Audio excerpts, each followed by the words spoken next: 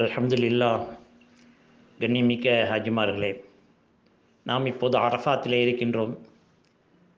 நான் ஏற்கனவே சொன்னதைப் போல உச்சி நேரத்திலிருந்து அரஃபாத்துடைய நேரம் என்பது ஆரம்பிக்கிறது. அதற்கு முன்பதாக நம்முடைய தேவைகளை எல்லாம் முடித்துக்கொள்ள வேண்டும். அரஃபாத்திலே குளிப்பது என்பது சுன்னத்தாக இருக்கிறது. முடிந்தால் குளித்து கொள்ளலாம். ஆனால் ஹஸரத் அப்துல்லா இப்னு உமர் ரலியல்லாஹு போன்றவர்கள் அரஃபாத்திலே தங்கியிருக்கக்கூடிய அந்த அசருக்கு பின்னால் குளித்திருக்கிறார்கள். அரஃபாத்துடைய நேரத்தில் குளிப்பது என்பது அவர்கள் செய்திருக்கிறார்கள்.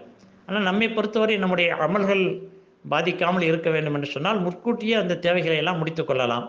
சுய தேவைகள், மலஜலம் கழிப்பது, மற்ற தேவைகளை எல்லாம் ஓய்வெடுத்துக் கொள்வது, உறங்குவது என்பதெல்லாம் சூரிய உச்சிக்கு முன்பாக நாம் செய்து கொள்ள வேண்டும். இன்னும் சொல்லப்போனால் சாப்பிடக்கூடிய விஷயத்தை கூட முன்பே செய்துவிட்டால் மிகச் சிறந்தது. ஒரு சிலர் நாங்கள் 2 மணிக்கு தான் சாப்பிடுவோம், 3 மணிக்கு தான் சாப்பிடுவோம் என்று சொன்னால் அப்படி சாப்பிடுவதில் தவறில்லை. ஆனால் அந்த சாப்பாட்டுடைய நேரத்தை சுருக்கமாக்கி கொள்ள வேண்டும். சாப்பாட்டில் உட்கார்ந்து ஒரு அரை மணி நேரம் அப்படி பேசிக்கிட்டு இருக்கக்கூடாது.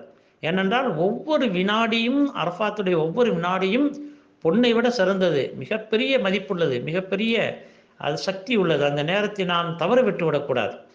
ஒவ்வொரு செகண்டும் நாம் புனிதமாக கருத வேண்டும். ஏனென்றால் அரஃபாத் இருக்கிறதே, அது அன்றைய நாளிலே அல்லாஹ் தஆலா பாவ மன்னிப்பை வழங்குவதைப் போல வருடத்தின் எந்த நாளிலும் வழங்குவதில்லை என்பது ஹதீஸிலே வந்திருக்கிறது. அரஃபாத்திலே தங்குவது தான் ஃபர்லு. இன்னும் சொல்லப்போனால் அரஃபாத்து தான் ஹஜ்ஜு. ஒரு சஹாபி நபி ஸல்லல்லாஹு அலைஹி வஸல்லம் ஹஜ்ஜு என்றால் என்ன என்று கேட்கின்ற போது அரஃபாத் என்று சொன்னார்கள். எனவே அரஃபாத்திலே ஃபர்லாக தங்குவது ஃபர்லாக இருப்பதால் அங்கே இருக்கக்கூடிய ஒவ்வொரு வினாடியும் அந்த உச்சி நேரத்தில் ஆரம்பித்து சூரியன் மறைகின்ற வரை ஒவ்வொரு வினாடியும் நமக்கு பயனுள்ளதாக ஆக்கிக்கொள்ள வேண்டும். சுய தேவைகளை எல்லாம் முற்கூட்டியே முடித்துக்கொள்வது ரொம்ப நல்லது. நிர்பந்தமாக நாம் அந்த நேரத்தில் நாம் சாப்பிட வேண்டும் என்று சொன்னால் சுருக்கமாக முடித்துக்கொள்ள வேண்டும். எப்போது உச்சி நேரம் வந்து விட்டதோ நம்முடைய அமல்கள் ஆரம்பித்து விடுகின்றன. அரஃபாத்துடைய அமல்கள் என்பது என்ன? வெறும் ஜிக்ரும் துவாவும் தான். சொல்லப்போனால் துவா தான் அதிகமாக. ஜிக்ர் என்பது குறைவான சில விஷயங்கள், சில திக்ர்கள் சொல்லப்பட்டிருக்கின்றன. அருமை நாயகம் ஸல்லல்லாஹு அலைஹி வஸல்லம் அவர்கள் அரஃபாத்திலே 4ஆம் கலிமாவை அதிகமாக ஓதி இருக்கிறார்கள். லா இலாஹ இல்லல்லாஹ் வஹ்தஹு லா ஷரீக லஹு லஹுல் முல்க் வலஹுல் ஹம்து வஹுவ அலா குல்லி ஷைஇன் கதீர் என்ற வார்த்தைகளை அதிகமாக ஓதி இருக்கிறார்கள். எனவே நாமும் அங்கு ஓதிக்கொள்ள வேண்டும். உலமாக்கள் நமக்கு ஒரு சில திக்ர்களை 100 முறை ஓதிக்கொள்ளுமாறு சொல்லியிருக்கின்றார்கள். 4ஆம் கலிமா 100 முறை ஓதிக்கொள்வது, 3ஆம் கலிமா 100 முறை ஓதிக்கொள்வது, ஸலவாத்து ரசூலுல்லாஹி ஸல்லல்லாஹு அலைஹி வஸல்லம் மீது ஸலவாத்து ஒரு 100 முறை ஓதிக்கொள்வது, பிஸ்மில்லாஹிர் ரஹ்மானிர் ரஹீமோடு குல் ஹுவல்லாஹு சூராவை ஒரு 100 முறை ஓதிக்கொள்வது, பிறகு இஸ்திக்ஃபார் பாவ மன்னிப்புக்கான வார்த்தைகள், அது சின்னதோ பெரியதோ, அஸ்தஃபிருல்லாஹ் அல்லதி லா இலாஹ இல்லாஹுல் ஹய்யுல் கய்யூம் வ அத்தூபு இலைஹ் என்று ஓதிக்கொள்ளலாம். இல்லை அவ்வளவு நீளமாக தெரியாதென்றால் அஸ்தஃபிருல்லாஹல் அஸீம் வ அத்தூபு இலைஹ் அல்லது வெறுமனே அஸ்தஃபிருல்லாஹ், இப்படி எந்த ஒரு இஸ்திக்ஃபாராக இருந்தாலும் ஓதிக்கொள்ளலாம். செய்யதுல் இஸ்திக்ஃபார் என்று சொல்லக்கூடிய இஸ்திக்ஃபார் தெரிந்தவர்கள் அதையும் ஓதிக்கொள்ளலாம். ஆகவே இதை ஒரு 100 முறை. ஆக 5 விஷயங்கள் சொல்லப்பட்டன. ஒன்று 4ஆம் கலிமா, பிறகு 3ஆம் கலிமா, பிறகு ஸலவாத்து, பிறகு குல் ஹுவல்லாஹு சூரா பிஸ்மில்லாவோடு 100 முறை, பிறகு இஸ்திக்ஃபார். இந்த 5 திக்ர்களையும் அமைதியாக, நிம்மதியாக, பரபரப்பு இல்லாமல், வேக வேகமாக சொல்லாமல் அமைதியாக சொல்ல வேண்டும். அப்படி சொன்னால் கிட்டத்தட்ட ஒரு 3/4 மணி நேரம், 1 மணி நேரம் ஆகும். 12 மணிக்கு சுமார், உதாரணத்துக்காக சொல்லுகிறேன், 12 மணி என்பது உச்சி நேரம் அங்கே என்ன என்பதை அங்கு போய் தெரிந்து கொள்ளுங்கள். அந்த 12 மணிக்கு சுமார் ஒருத்தர் ஆரம்பிக்கிறார் என்று சொன்னால் இந்த திக்ர்களை 1 மணிக்கு முடித்து விடலாம். அதன் பிறகு கொஞ்சம் துவா செய்து விட்டால் லுஹருடைய நேரம் வந்துவிடும். லுஹருடைய நேரத்திலே கூடாரத்தில் தங்கியிருக்கக்கூடிய நாம் நம்முடைய கூடாரத்தில் லுஹருடைய தொழுகையை முடித்து கொள்ள வேண்டும். யார் மஸ்ஜிது நமீரா என்று சொல்லக்கூடிய அரஃபாத்துடைய மஸ்ஜிதுக்கு சென்றிருக்கிறார்களோ அவர்கள் அங்கு இமாம் தொழுகை வைப்பார். அதாவது ஹுத்பாவும் ஓதப்படும். அங்கு இமாம் எப்படி தொழ வைக்கிறார், இமாமை பின்பற்றக்கூடியவர்கள் ஜம்மு செய்து தொழுவார்கள். அதாவது லுஹரையும் அசரையும் இணைத்து தொழுவார்கள். யார் இமாமை பின்பற்றி தொழுகிறாரோ, அதாவது அரஃபாவுடைய நமீரா மஸ்ஜிதுடைய இமாமை பின்பற்றக்கூடியவர்கள் லுஹரையும் அசரையும் ஜம்மு செய்து தொழுவார்கள். ஹனஃபி மதுஹபை பொறுத்தவரை தனியாக தொழுதாலோ அல்லது சென்றிருக்கக்கூடியவர்கள் அங்கு இமாமத் செய்தாலோ கூடாரங்களிலே தொழுது கொண்டாலோ அந்தந்த நேரத்திலே அந்தந்த நேரத்து தொழுகைகளை தொழுது கொள்ள வேண்டும். நான் முதல்ல சொன்னதை போல முசாஃபிராக இருந்தால் 2 ரக்காத்து தொழுது கொள்வார், முகீமாக இருந்தால் அவர் 4 ரக்காத்து தொழுது கொள்வார். லுஹருடைய தொழுகையை லுஹருடைய நேரத்திலே தொழ வேண்டும், அசருடைய தொழுகை அசருடைய நேரத்தில் தொழ வேண்டும். சிலர் ஆர்வப்பட்டு நம்முடைய தமிழ்நாட்டுடைய கூடாரங்கள், இந்தியாவுடைய கூடாரங்கள் அமைக்கப்பட்டிருக்கக்கூடிய இடத்திலிருந்து ஒரு 3-4 கிலோமீட்டர் தள்ளித்தான் மஸ்ஜிது நமீரா, நாங்கள் அங்கு சென்று தொழப்போகிறோம் என்று சொல்வார்கள். அப்படி போகக்கூடியவர்கள் போகும்போதும் சிரமத்தோடு செல்வார்கள். போய் திரும்பி அந்த தொழுகையை முடித்துவிட்டு தன்னுடைய கூடாரத்தை தேடி அலைந்து வந்து சேருகின்ற போது அசர் நேரம் கூட ஆகிவிடும். எனவே அவர்கள் அரஃபாத்துடைய அமல்களை உருப்படியாக செய்ய முடியாது, ஒழுங்காக செய்ய முடியாது, வந்து களைப்போடு படுத்து விடுவார்கள். எனவே நம் கூடாரத்திலே தங்கிக் கொள்வதுதான் நடைமுறையிலே சாத்தியமானது, சிரமம் இல்லாதது, அமல்கள் நமக்கு பாதிக்காது. எனவே நம்முடைய அந்த 5 திக்ர்களை முடித்தவுடன் ஸுஹருக்கு பாங்கு சொல்லி நம்முடைய கூடாரத்திலே ஜமாத்து நடந்தால் ஜமாத்தோடு சேர்ந்து தொழுது கொள்ளலாம், இல்லை என்றால் தனியாக தொழுது கொள்ளலாம். அந்த தொழுகையை தொழுது முடித்தவுடன் சலாம் கொடுத்தவுடன் தக்பீர் சொல்லி பிறகு தல்பியா சொல்லி ஸலவாத் ஓதி துவா செய்ய வேண்டும். இப்போது ஸுஹரிலிருந்து அசர் வரை துவாவுக்குரிய நேரம். நான் இஹ்ராமுடைய விஷயத்தை சொல்லுகின்ற போது துவா எப்படி செய்ய வேண்டும், அல்லாஹ்வை எப்படி அழைக்க வேண்டும், அருமை நாயகம் ஸல்லல்லாஹு அலைஹி வஸல்லம் அதிகமாக ஸலவாத் ஓத வேண்டும், பிறகு துவா செய்ய வேண்டும் என்ற விஷயத்தை சொல்லி இருக்கிறேன். எனவே அதே போல இப்போதும் அரஃபாத்திலே அமர்ந்து நாம் துவா செய்ய வேண்டும். அதான் ஹதீஸில் வந்திருக்கிறது, ஒரு ஹாஜி தனக்காக மகஃபிரத் பாவ மன்னிப்பு கேட்டால் அல்லாஹ் அவரை மன்னித்து விடுவான். யாருக்காகவெல்லாம் அவர் மன்னிப்பு கேட்பாரோ அத்தனை வரையும் அல்லாஹ்தாலா மன்னித்து விடுவான் என்ற கருத்துப்பட ஹதீஸில் வந்திருக்கிறது. 400 பேருக்கு ஒருத்தர் துவா செய்தாலும் அவர் அத்தனை பேருடைய பாவங்களையும் அல்லாஹ் மன்னிக்க தயாராக இருக்கிறான். அதனால்தான் இங்கு செல்லுகின்ற போது நம்முடைய உறவினர்கள், நண்பர்கள், நீங்கள் எங்களுக்கு ஹஜ்ஜிலே துவா செய்யுங்கள் என்று சொல்லி அனுப்புகிறார்கள். ஹஜ்ஜிலே துவா செய்யுங்கள் என்றாலே அரஃபாத்திலே துவா செய்யுங்கள் என்பதுதான் பொருள். என்னென்றால் அரஃபாத்து தான் ஹஜ்ஜு. மக்காவிலோ ஹரமிலோ மற்ற இடங்களில் செய்யக்கூடிய துவா இருக்கிறதே, அது ஹஜ்ஜுக்கு வரும்போது செய்த துவா, ஹஜ்ஜுக்கு வந்திருக்கும் போது செய்த துவா. ஹஜ்ஜுடைய துவா என்பது அரஃபாத்துடைய துவா தான் என்பது தெளிவான விஷயம். எனவே யாரெல்லாம் நம்மிடத்தில் துவாவுக்காக சொன்னார்களோ அவர்களுடைய பெயரை நாம் இங்கிருந்து புறப்படும் போதே எழுதி கொள்ள வேண்டும். அரஃபாத்துக்கு சென்ற பிறகு அந்த பெயர்களை சொல்லி அவர்களுக்காக, அவர்கள் மகஃபிரத்துக்காக, அவர்களுடைய ஹலாலான ஹாஜத்துகளை சொல்லியிருந்தால் அந்த ஹாஜத்துகள் நிறைவேறுவதற்காக நாம் துவா செய்ய வேண்டும். நோய்க்காக சொல்லியிருப்பார்கள், நோய் ஷிஃபாவாக வேண்டும். அதே போல் குமரு காரியம், கடன் காரியம் என்று பல விஷயங்களை சொல்லியிருப்பார்கள். எந்த காரியத்தை குறிப்பாக சொல்லிவிட்டார்களோ அந்த காரியத்துக்காக அரஃபாத்திலே துவா செய்ய வேண்டும். அதற்கெல்லாம் முன்பாக நம்முடைய மகஃபிரத்தை நாம் கேட்க வேண்டும். முதல்ல துவாவிலே நாம் கேட்க வேண்டியது மகஃபிரத்து தான். ஏனென்றால் மகஃபிரத் இல்லை என்றால் சொர்க்கம் செல்ல முடியாது. எனவே நாளை மறுமை நாளில் தான் மகஃபிரத்துடைய நம்ம அந்த விஷயம் நமக்கு விளங்கும்.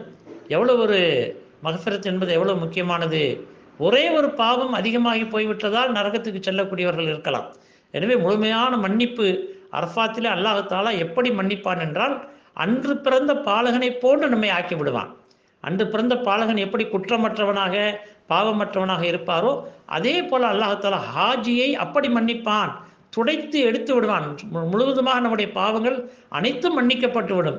எனவே அரஃபாத்திலே கண்டிப்பாக நம்முடைய பாவங்கள் மன்னிக்கப்படும் என்பதிலே யகீன், உறுதி, நம்முடைய மனதிலே உறுதி இருக்க வேண்டும். ஏனென்றால் அல்லாஹ் குர்ஆனிலும் சூரா ஜுமரிலே சொன்னதை போல, நீங்கள் அதாவது வளவு மீறி வரம்பு மீறி பாவம் செய்துவிட்ட என்னுடைய அடியார்களே, நீங்கள் அல்லாஹ்வுடைய ரஹமத்தை விட்டு நிராசை அடைந்து விட வேண்டாம்.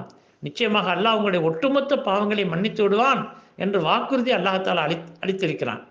எனவே நாம் இப்படி நினைத்து விடக்கூடாது. நம்ம செஞ்சிருக்கோம், எவ்வளவோ அக்கிரமம் பண்ணியிருக்கிறோம், எவ்வளோ பாவம் செஞ்சுருக்கோம், நம்முடைய எங்கே அல்லாஹ் மன்னிப்பான் என்றெல்லாம் நினைத்தால் அதுதான் அவர் பெரிய பாவி என்பதற்கான அத்தாட்சி ஆகிவிடும். எனவே அரஃபாத்தை விட்டு வெளியேறின பிறகு ஒருத்தர் அல்லாஹ் நம்மளை எங்களை மன்னிச்சிருக்க போகிறான் அப்படின்னு சொன்னால் அவர் பெரிய பாவியாகி விடுவார். எனவே அரஃபாத்திலே அல்லாஹ் கண்டிப்பாக மன்னிப்பான். நமக்காக மஃபிரத் கேட்க வேண்டும். நம்முடைய தாய் தந்தையரை மறந்துவிடக்கூடாது. எந்த துவாவிலே தாய் தந்தையரை பற்றி நாம் கேட்கவில்லையோ அது வெறுப்புக்குரிய துவா என்பதை நாம் மறந்துவிடக்கூடாது.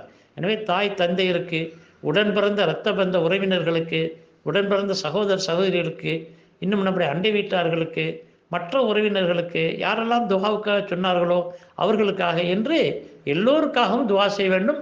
குறிப்பாக ஒட்டுமொத்த உம்மத்துக்கு, இந்த முஸ்லீம் சமுதாயத்துக்கு துவா செய்ய வேண்டும். இந்த முஸ்லீம் சமுதாயம் பல நாடுகளிலே பலவிதமான சிரமங்களை அனுபவித்து கொண்டிருக்கிறார்கள். பலவிதமான அழுத்தங்கள், நிர்பந்தங்கள், இந்த மாதிரி விஷயங்களில் எல்லாம் அரசியல் ரீதியாக, பொருளாதார ரீதியாக, சமூக ரீதியாக நசுக்கப்பட்டு கொண்டிருக்கிறார்கள்.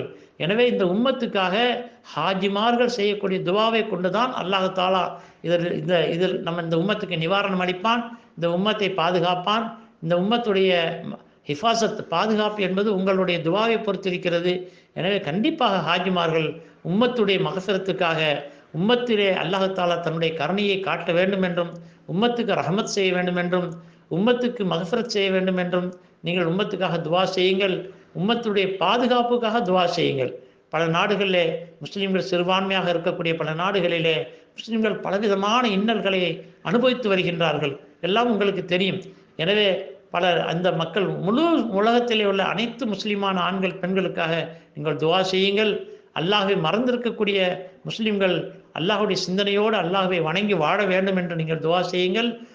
மௌத்துடைய நேரத்திலே சக்கராத்துடைய அந்த கஷ்டம் நீங்க வேண்டும், மௌத்து நேரத்திலே கலிமா நசீபாக வேண்டும் என்பதற்காக நீங்கள் துவா செய்யுங்கள். அதே போல யாரெல்லாம் என்ன ஹாஜத்துகளை சொன்னார்களோ அதற்கெல்லாம் நீங்கள் துவா தான். அரஃபாத்திலே வேறு எந்த அமலும் கிடையாது. நபி ஸல்லல்லாஹு அலைஹி வஸல்லம் துஹரையும் அஸ்ரையும் ஜம்மு செய்து தொழுது விட்டார்கள். சூரியன் மறைகின்ற வரை துவாவில் தான் ஈடுபட்டார்கள். உலமாக்கள் எழுதுகிறார்கள், ஏறத்தாழ 5 அல்லது 5.5 மணி நேரம் நபி ஸல்லல்லாஹு அலைஹி வஸல்லம் துவா செய்தார்கள் என்பதாக எழுதியிருக்கின்றார்கள். எனவே அதிகமாக துவாக்களில் ஈடுபட வேண்டும். அசருடைய நேரம் வந்துவிட்டால் அசருடைய தொழுகையை நாம் நம்முடைய கூடாரத்திலே தொழுது கொள்ள வேண்டும். இல்லை, நமீராவிலே சென்றவர்கள் லுஹரிலே அசரை சேர்த்து விட்டார்கள். எனவே இப்போது அவர்களுக்கு அந்த பிரச்சனை இல்லை. மஸ்ஜிது நமீரா என்பது அந்த ஒரு நாள் தான் திறக்கப்படும், பிறகு வருடம் முழுவதும் அடைத்திருக்கும். எனவே அரஃபாத்திலே அசருக்கு பின்னால் ஆங்காங்கே கூட்டமாக நின்று இஜ்திமாயாக கூட்டாக துவா செய்து கொண்டிருப்பார்கள். பெரிய பெரிய மகான்கள், சூஃபிகள், உலமாக்கள் வந்திருப்பார்கள். அவர்களுடைய துவாவிலே ஆமீன் சொல்லுவார்கள். முடிந்தால் அதிலே கலந்து கொள்ளலாம். இல்லை, நமக்கு அப்படி எதுவும் இல்லை என்றால் நாமே தனியாக கூடாரத்தை விட்டு வெளியிலே வந்து கிப்லாவை முன்னோக்கி நின்று கைகளை நன்றாக உயர்த்தி தூக்கி நாம் துவா செய்ய வேண்டும். நபி ஸல்லல்லாஹு அலைஹி வஸல்லம் எந்த அளவுக்கு கைகளை உயர்த்தி துவா செய்தார்கள் என்றால் அவர்களுடைய அக்குளுடைய வெண்மை வெளிப்பட்டது என்று ஹதீஸில் வந்திருக்கிறது. எனவே அந்த அளவுக்கு உயர்த்தி கைகளை உயர்த்தி அல்லாஹ் இடத்துல மன்றாடி அழுது துவா செய்ய வேண்டும். நம் அரஃபாத்தில் செய்யக்கூடிய துவாவிலே அழுகை கட்டாயம் இருக்க வேண்டும். அழுகை வரவில்லை என்றால் அழுவது போல் பாவனை செய்ய வேண்டும். நாம் வாழ்நாள் முழுவதும் செய்த ஒவ்வொரு காரியத்தையும் நினைத்து நினைத்து சொல்லி காட்டி ஏதோ அல்லாஹ்தாலா நம் முன்னால் அமர்ந்திருப்பதைப் போல அவனிடத்தில் நாம் எல்லா விஷயங்களும் நேரடியாக சொல்லி காட்டுவதைப் போல, உரையாடுவதைப் போல அல்லாஹ்விடத்தில் சொல்லி காட்டி நாம் மன்னிப்பு கேட்க வேண்டும். வெட்கப்பட்டு விடக்கூடாது. நாம் இவர் பார்க்கிறார் என்பதெல்லாம் பார்க்கக்கூடாது. நம்முடைய அனைத்து விஷயங்களையும் பருவ வயது எட்டியதிலிருந்து அன்றைய தேதி வரை என்னென்ன பாவங்களை செய்தோமோ அதை நாம் மறந்திருக்கலாம். ஆனால் அல்லாஹ்தாலா தன் கவனத்தில் வைத்திருக்கிறான் என்பதை சுட்டி காட்டி அல்லாஹ்விடத்தில் துவா செய்ய வேண்டும். முழு உம்மத்துக்காக துவா செய்ய வேண்டும். பிறகு சூரியன் மறைந்து விட்டால் அரஃபாத்தை விட்டு வெளியாகி விடுவோம். இன்ன துவா தான் செய்ய வேண்டும், இப்படித்தான் செய்ய வேண்டும் என்றெல்லாம் எந்த சட்டமும் இல்லை. துவா என்பது மனதிலிருந்து வர வேண்டும், உள்ளத்துடைய ஆழத்திலிருந்து வர வேண்டும். மெக்கானிக்கலாக இயந்திர கதியாக இருக்கக்கூடாது. யாரோ ஒருத்தர் சொல்லி ஆமீன் போடுவது என்பதும் சரியல்ல. சில புஸ்தகங்களை வைத்துக்கொண்டு அதில் உள்ளதை மனப்பாடம் செய்ய முடியவில்லை என்பதால் படிப்பதும் என்பதும் சரியல்ல. ஆனால் அதே நேரத்தில் அது கூடும். அதாவது துவா செய்ய தெரியாதவர்கள், இயலாதவர்கள் அந்த கிதாபுகளை வைத்து துவா ஓத வேண்டும் என்றால் ஓதுவதிலே அது குற்றம் என்று சொல்ல முடியாது. ஆனால் அல்லாஹ் விரும்புவது என்னவென்று சொன்னால், என்னுடைய அடியான் தன் மனதுடைய ஆழத்திலிருந்து நேரடியாக என்னை அழைத்து என்னிடத்தில் தௌபா செய்ய வேண்டும். அதாவது தௌபாவும் செய்ய வேண்டும், அதை மறக்கக்கூடாது. தௌபா என்பது என்ன, நான் ஆரம்பத்தில் சொல்லிவிட்டேன். தௌபா என்பது இந்த பாவத்தை நான் இனிமேல் செய்ய மாட்டேன் என்று அல்லாஹ் இடத்திலே உத்தரவாதம் கொடுத்து அந்த செய்துவிட்ட பாவத்துக்கு மன்னிப்பு கேட்பது. பெரும் பாவங்கள் தௌபா செய்யாமல் மன்னிக்கப்படுவதில்லை என்று குர்ஆன் கூறுகிறது.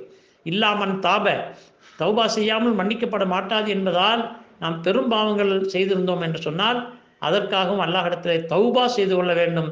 யா அல்லாஹ், இனிமேல் இத்தகைய பாவத்தில் நான் ஈடுபட மாட்டேன் என்று மன்னிப்பு கேட்டு அரஃபாத்திலிருந்து வெளியாகின்ற போது பரிசுத்தமான நிலையிலே அன்று பிறந்த பாலகனைப் போல நாம் வெளியாக வேண்டும். சூரியன் மறைந்து விட்டால் அங்கு மக்ரிப் தொழக்கூடாது. முஸ்தலிஃபாவுக்கு நம்முடைய பிரயாணத்தை ஆக்கிக் கொள்ள வேண்டும். அரஃபாத்திலிருந்து 14 கிலோமீட்டர் முஸ்தலிஃபா. நாம் முஸ்தலிஃபா சென்ற பிறகுதான் மக்ரிபை மிஷாவை இன்ஷா அல்லாஹ் தொழ இருக்கிறோம். அது பற்றி விவரம் அடுத்து வருகின்றது.